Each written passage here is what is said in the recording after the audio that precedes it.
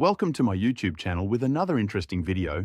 DJI has big drone plans for the rest of 2024, according to rumors that have recently hinted at the arrival of a mid-range Air 3S and flagship DJI Mavic 4. But it may also be cooking up something completely new, with some intriguing new leaks pointing towards a pocketable drone called the DJI Neo. According to some calculations from drones expert Weiliang Zhang, based on this battery label, the Neo could weigh around 169 kg. With the DJI Mini 4 Pro weighing around 249 kg, that would make the Neo one of DJI's lightest drones so far.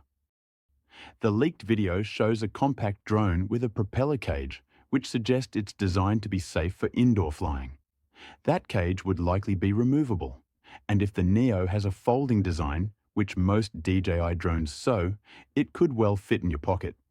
It isn't yet clear whether or not the DJI Neo is a flying selfie camera, like the Hover Air X1, or a Cinehoop drone that works with an FPV, first-person view, headset.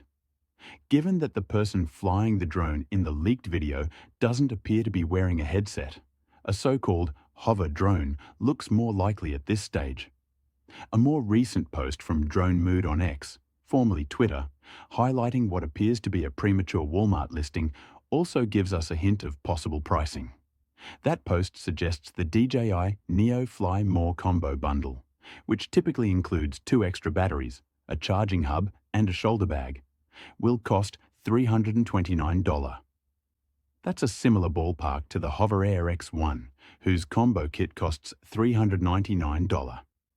We don't yet know who the DJI Neo will be aimed at, but its potentially low price and tiny form factor could make it a potentially popular little drone, particularly if it crams in some of DJI's automated flying smarts.